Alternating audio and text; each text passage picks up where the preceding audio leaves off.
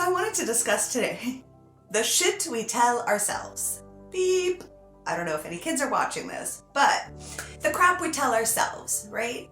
How much crap do we spend, how much time do we spend telling ourselves crap? This is something that I was just sitting and I was like, oh my God, as I was like sitting with clients and listening to them, and I was just like, wow, this is incredible. The amount of abuse that we are capable of offering ourselves alone, right, is immaculately incredible. I mean, we can actually sit with ourselves, be really unkind, cruel, actually pretty crappy and abusive to ourselves.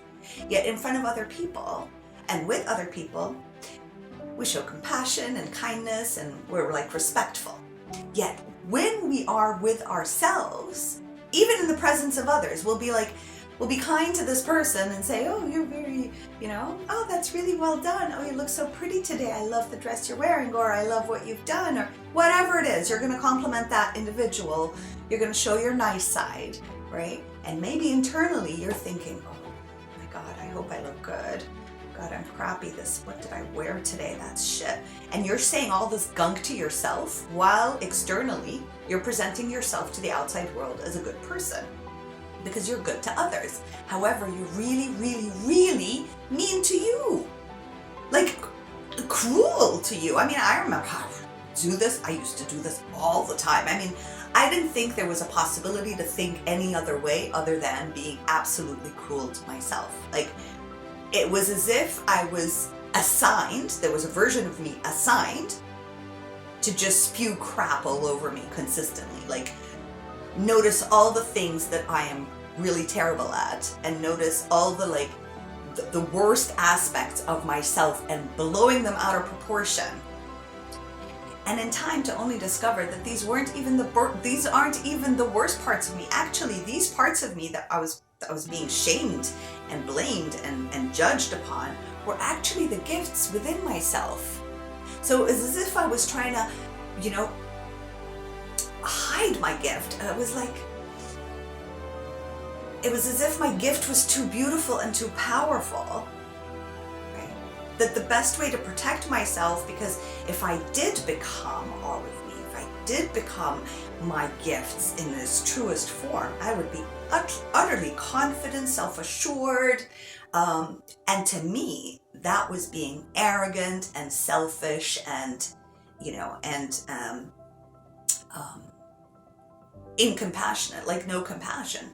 So the interesting part is that in time, I recognized in me and my clients that there is that version of us that is simply wanting to protect us.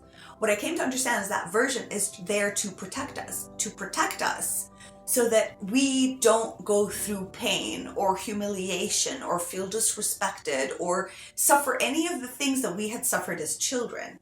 And this version of us grows in defense and protection. And it's a very evil, abusive voice. It's a very evil voice, right? But that voice is just so afraid. It's so afraid to allow you to be in pain or to see yourself or to reflect upon yourself, right? So it just badgers you with crappy information. Like, I wrote a list of things here. So for example, you will amount to nothing. You're useless. You're arrogant. You're absolutely crazy. You're just too much, right? You're over dramatic. You don't know anything. Okay, you're always wrong. You're never right. Why would you ever do that? Why would you say that? Who do you think you are, right? Oh, you're in denial. You're in la la land. Why don't you look into reality? What is wrong with you? Why do you always do this? Oh, you're such a burden. Or what will people say? So this is all the stuff, and that's just like the tip of the iceberg. I mean, if you just sit with yourself right now and just pay attention to that version of you that's like horrified of you doing something that caused you pain back in the past when you were a child, all this protection, you would hear the crap that's being said to you. Now, isn't it interesting? Like, why is it okay for you to really hate yourself? And it's not okay for you to show that version of you to others. is because you wouldn't want to hurt anyone that way. You choose not to hurt anyone that way. However, you don't care if you hurt yourself that way, because yourself, you are not important enough. So who's really abusing you at the end of the day? You. You're the one looking in the mirror and saying, oh, those wrinkles, oh my God, oh, the hair, oh, I've got this, oh, look at my neck, look at my hands, it's disgusting, I'm getting older and wrinkly, who would love this? Who's doing that but you? There's no one there in the bathroom with you in front of the mirror. There's no one there sitting with you. You're the one doing that to you. And what happens to you energetically? You deplete. You hate on yourself so much. And so when we hate ourselves so much, it is so easy to hate others. So even if you're pretending to be a good person to someone else, showing love to someone else, you want them to be exactly who you want them to be so that you can feel confident in yourself, because you don't know how to do that. You don't know how to be nice to you. How many of you have gotten so mad at someone who was rude to you, disrespectful, humiliated, like raged inside, and then you said, how could this person tell me something like this? I should have said this, I should have done this, I can't believe it. But in front of that person you were like keeping your silence and your smile and maybe a little hurt, but are too afraid to express how you really felt. But internally, you're just in rage, in so much pain, right? And while you're in that pain, what's that other version of you saying? Stop it.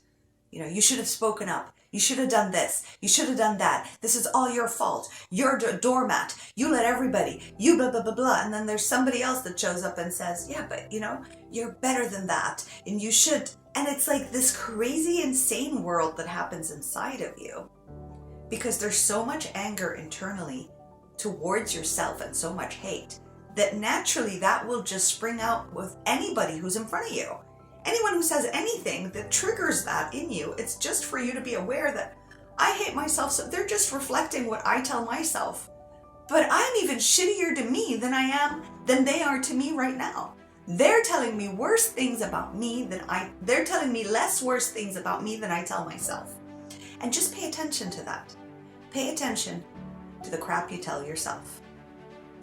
Because that crap is more abusive than you being in an abusive relationship.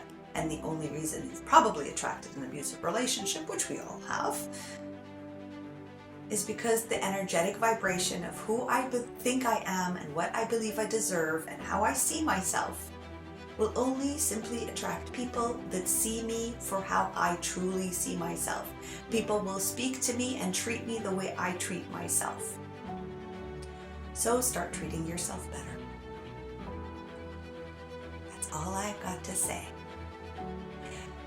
So a tool and an exercise to help you through this. Get a paper and pen, sit down, and write all the ways in which you are very hurtful and abusive to yourself. Just write them down. Be like, what do I tell myself? Oh, I tell myself all this crap, all this crap. Oh, these are the things. Oh my God. And then as you write that down, breathe in, breathe out, look at the paper, look at all the things that you wrote and how you treat yourself and how you speak to yourself, and start recognizing who in your life speaks to you this way or makes you feel this way. Right?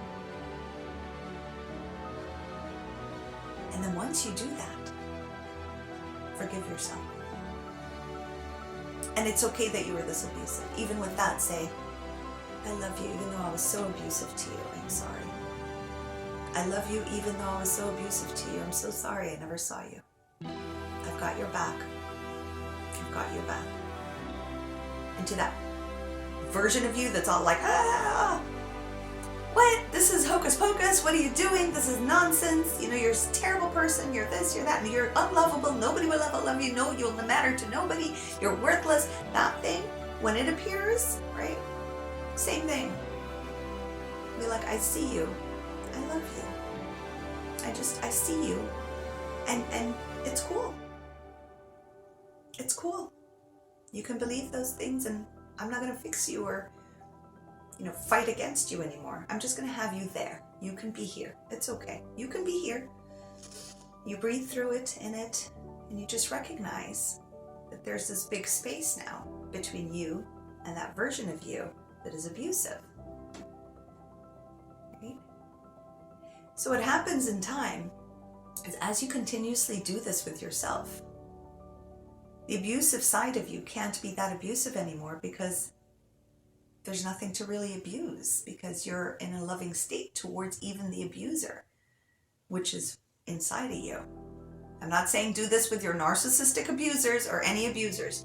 This is only for your well-being and for you, not for others.